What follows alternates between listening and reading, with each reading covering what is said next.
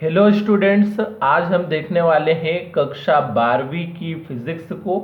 तो इसमें आज हम अध्याय 1 जिसका नाम है विद्युत आवेश और क्षेत्र, इसके प्रश्नों को देखने वाले हैं। तो आज हम देखेंगे इसमें गॉस की प्रमेय से कूलाम का व्युत्क्रम वर्ग नियम का निगमन, यानी कि गॉस की प्रमेय की सहायता से ही हम कूलाम का नियम ज्ञात करेंगे। तो कूलाम का व्युत्क्रम वर्ग नियम या कूलाम का नियम बात एक ही है। तो कूलाम का नियम हमें लाना है किसकी सहायता से? गॉस की प्रमेय की सहायता से। तो वीडियो स्टार्ट करने से पहले यदि आपने अभी तक हमारे चैनल को सब्सक्राइब नहीं किया है तो सब्सक्राइब कर ले और बेल आइकन को प्रेस कर दे ताकि आने वाले हर वीडियो का नोटिफिकेशन आपको प्राप्त हो सके। और वीडियो को अधिक से अधिक लाइक एवं शेयर जरूर करें। और अगर आपने अभी तक हमारे फिजिक्स के पिछले वीडियो नहीं देखे हैं तो डिस्क्रिप्शन में प्लेलिस्ट की लिंक दी गई है, वहां से आप वो सारे वीडियो देख सकते हैं। तो शुरू करते हैं हमारा ये वीडियो। इसमें हमें गॉस की प्रमेय से कूलाम का जो व्युत्क्रम वर्ग नियम ज्ञात करना है, उसका प्रश्न किस प्रकार से आ सकता है वो सबसे पहले मैं आपको बता देता हूं। तो जो प्रश्न है वो इस प्रकार से आपका पूछा जा सकता है। प्रश्न है, गॉस की प्रमेय से कूलाम के व्युत्क्रम वर्ग नियम का निगमन कीजिए, या फिर ऐसा आ सकता है गॉस के नियम की सहायता से कूलाम के नियम की स्थापना करो। तो कूलाम का व्युत्क्रम वर्ग नियम या सिर्फ कूलाम का नियम भी लिखा हुआ आ सकता है। तो अब हमें क्या करना है? सबसे पहले तो हमें एक चित्र बनाना है।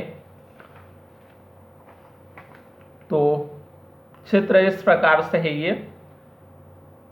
इसमें एक बिंदु O ले रखा है जिस पर प्लस क्यू आवेश स्थित है, और इससे ही इस बिंदु O से R दूरी पर, कितनी दूरी पर? R दूरी पर एक बिंदु P है। इस बिंदु P, R दूरी पे जो बिंदु P है, इस बिंदु P पर हमें क्या करना है? एक गोला खींचना है। तो हमें करना क्या है? R त्रिज्या का ही हम गोला खींचेंगे, मतलब O पर आपको नोक रखनी है प्रकार की, और P तक की जो दूरी है, मतलब R त्रिज्या लेकर हम इसका एक वृत्त खींच देंगे इस प्रकार से। अब यहां पे ये जो बिंदु P है, इस पे आपको क्या करना है? एक सूक्ष्म पृष्ठ ले लेना है। छोटा पृष्ठ, मतलब ये तो एक पूरा बड़ा पृष्ठ है, गॉसीय पृष्ठ बोलेंगे जिसे हम, और उसी में एक छोटा सा पृष्ठ और ले लिया है।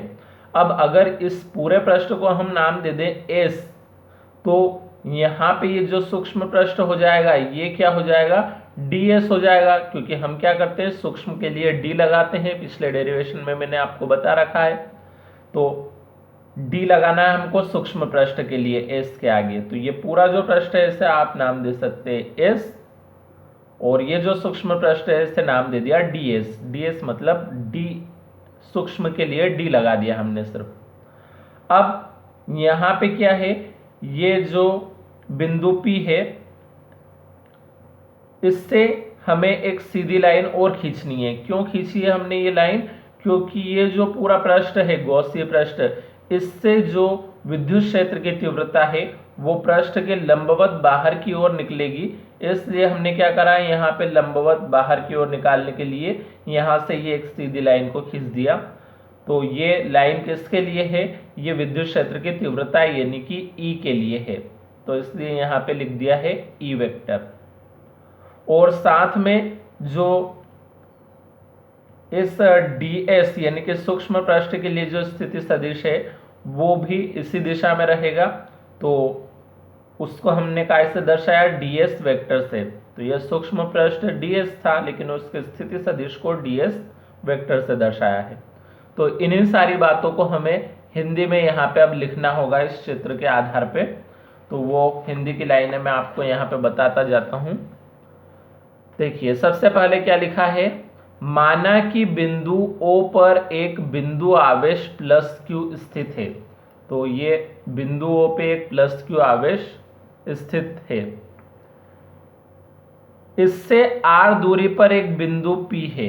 ये हमने R दूरी पे बिंदु P ले रखा है यहाँ पे। O से R दूरी पे बिंदु P लिया था, वही यहाँ पे लिखा।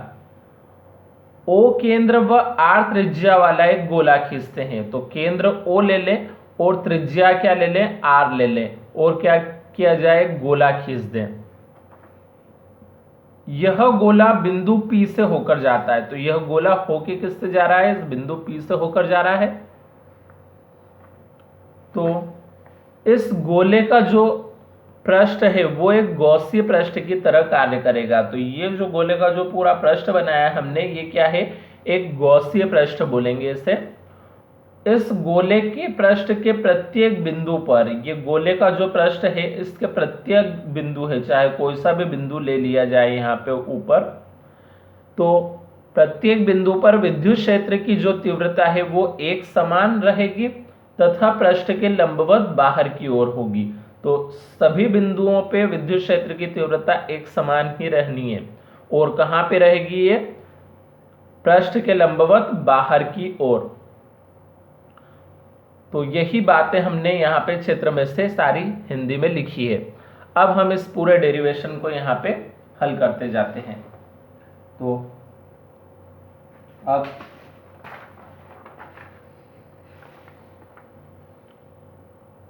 अब पूरा डेरिवेशन हल करने के लिए हम इस क्षेत्र को सामने रख लेते हैं सबसे पहले,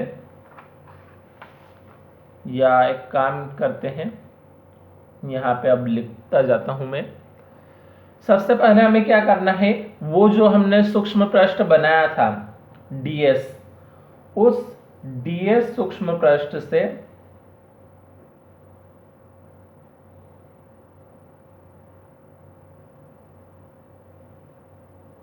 गुजरने वाला विद्युत फ्लक्स लिख लेते हैं हम। तो सबसे पहला काम हम क्या कर रहे हैं, इसके अंदर ds सूक्ष्म पृष्ठ जो था, ये वाला, ये जो इतना इतना सा ये जो पृष्ठ बनाया था, ये ds था, जो कि सूक्ष्म पृष्ठ है, छोटा सा पृष्ठ था। तो इसी से गुजरने वाला हम क्या लिख रहे हैं, विद्युत फ्लक्स लिखेंगे। तो हम जानते हैं विद्युत फ्लक्स को फाई से दर्शाया जाता है, पिछले डेरिवेशन में बताया था। और यहाँ पे सूक्ष्म पृष्ठ है, तो उससे गुजरने वाला जो फ्लक्स होगा वो भी कैसा होगा, सूक्ष्म होगा, यानी इसके आगे भी हम क्या लगा दें, डी लगा दें। तो इस डी फाई के लिए सूत्र होता है E vector dot D S vector. ये सूत्र भी आपको पहले डेरिवेशन में बता चुके हैं हम। अब हम क्या करेंगे, ये तो सूक्ष्म पृष्ठ से गुजरने वाला विद्युत फ्लक्स था। अब अगर हम बात करें संपूर्ण विद्युत फ्लक्स की, तो यहां पे लाइन लिख लेते हैं,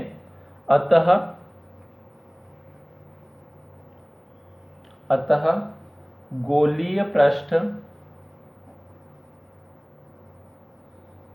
से गुजरने वाला संपूर्ण विद्युत फ्लक्स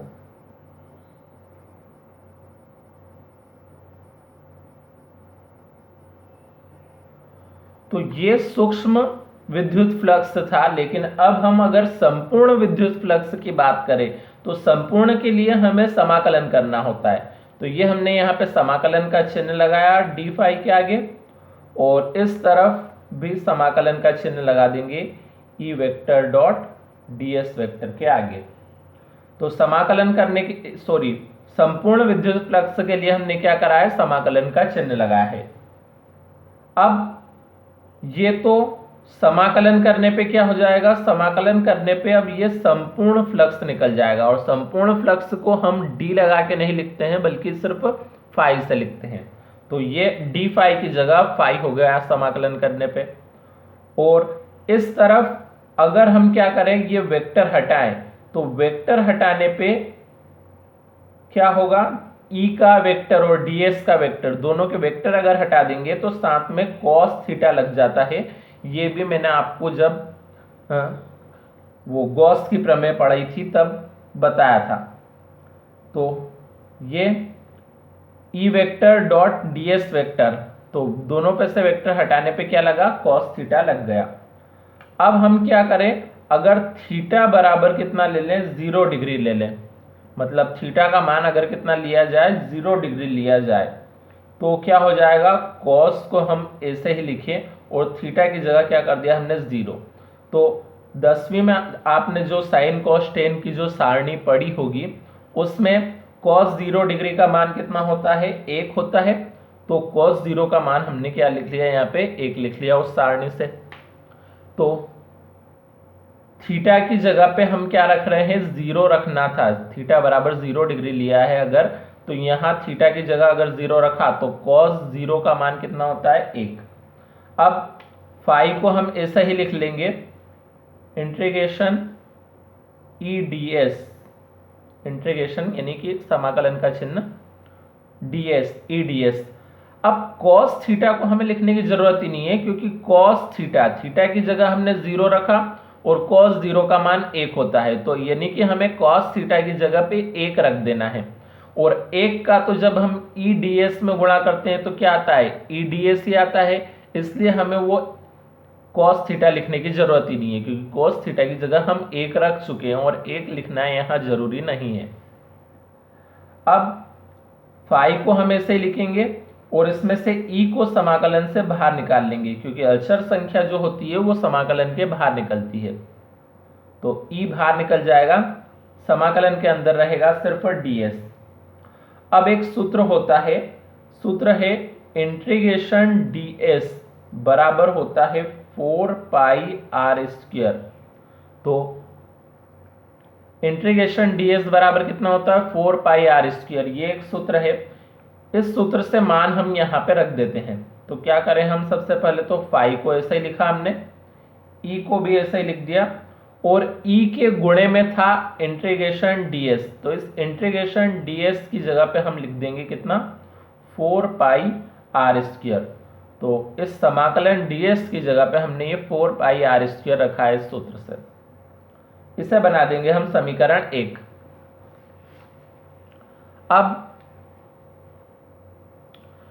अब हमें क्या करना है, गॉस की प्रमेय से हम क्या कर रहे हैं, कूलाम का व्युत्क्रम वर्ग नियम लाना है।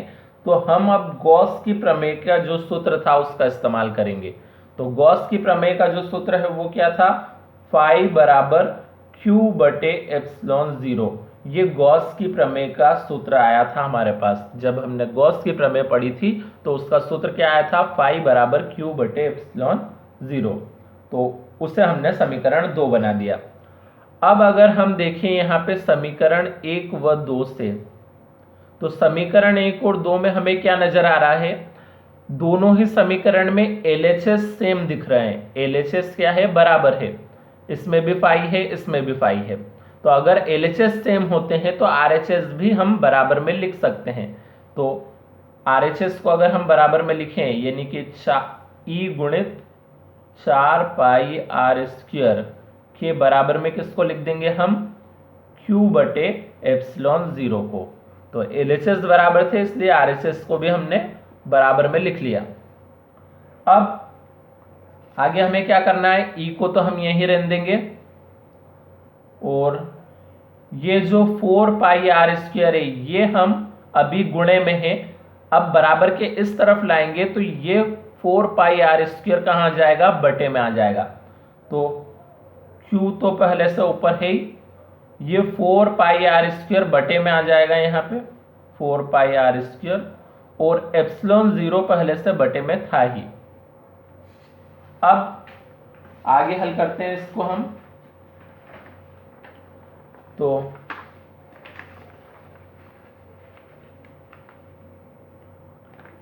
अब हमें क्या करना है, ये जो ई है इसे हम ऐसे ही लिखेंगे। अब यहाँ पे ये जो 4 पाई और ये जो एप्सिलॉन 0 है इसे हम अलग लिख लेते हैं।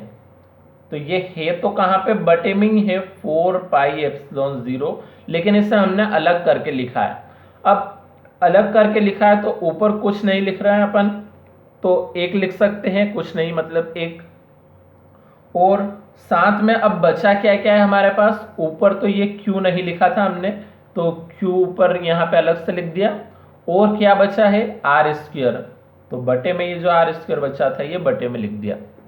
तो हमने किया क्या है, इस स्टेप से इस स्टेप में 4 पाई एप्सिलॉन 0 को अलग लिखा, 4 पाई एप्सिलॉन 0 को बटे में था तो बटे में ही आपको लिखना है। अब ऊपर कुछ नहीं लिख रहे हैं तो हम क्या लिख सकते हैं, 1 लिख सकते हैं। अब बचा क्या, ऊपर तो ये क्यू नहीं लिखा था तो क्यू लिख दिया अलग से ये, और बटे में ये आर स्क्वायर नहीं लिखा था तो ये आर स्क्वायर लिख दिया बटे में। इसे बना देंगे हम समीकरण 3।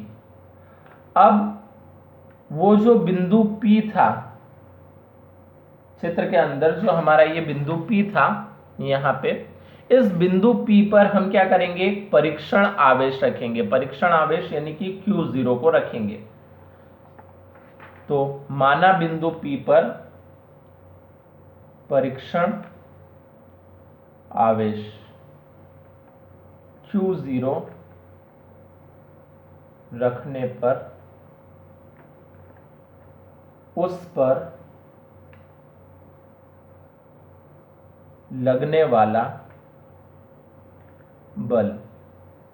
तो हम क्या कर रहे हैं, वो जो बिंदु P है उस पे एक परीक्षण आवेश यानी कि Q0 रखेंगे, और रखने पर क्या होगा, उस पर बल लगेगा। क्यों लगेगा बल, क्योंकि यहां पे जब भी कोई आवेश रखेंगे तो वो इस आवेश के कारण या तो आकर्षित होगा या क्या होगा, प्रतिकर्षित होगा।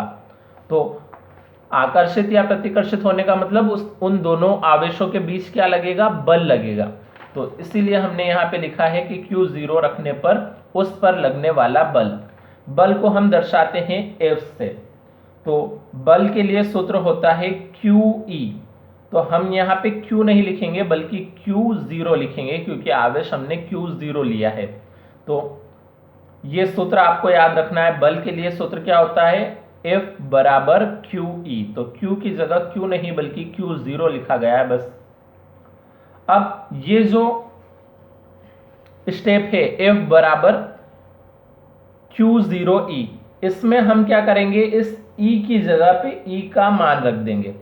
तो यहां पे हम लिख लेते हैं समीकरण 3 से E का मान रखने पर। तो समीकरण 3 में जो आपको E का मान नजर आ रहा है, ये E का मान कहाँ रख देना है, इस स्टेप में लाके रख देना है। तो F को हमने यहाँ पे ऐसा ही लिखा है, बराबर का Q0 भी ऐसा ही लिख देंगे, और Q0 के गुणे में है E, तो ये गुणे का हमने चिन्ह लगाया, और E की जगह पे ये E का मान रख देते हैं इस स्टेप से। तो E का मान कितना है, 1/4 पाई एप्सिलॉन 0 Q बटे आर स्क्वायर। ये हमने यहाँ पे E का मान रख दिया है। अब स्टेप को थोड़ा सा और सॉल्व कर लेते हैं। F बराबर, पहले हम ये 1/4 पाई एप्सिलॉन 0 को लिख लेंगे, 1/4 पाई एप्सिलॉन 0, और अब अलग से क्या क्या बचा हमारे पास, ये Q0, Q और बटे में आर स्क्वायर। तो पहले हम इस Q को लिख लेते हैं, फिर लिख लेते हैं Q0 को, और फिर बटे में आर स्क्वायर को। तो यही क्या है, हमारा कूलाम का व्युत्क्रम वर्ग नियम है। यही कूलाम का व्युत्क्रम वर्ग नियम है। तो इसमें कूलाम के व्युत्क्रम वर्ग नियम में हमने यहाँ पे Q1 Q2 लिया था, तो कोई फर्क नहीं पड़ता।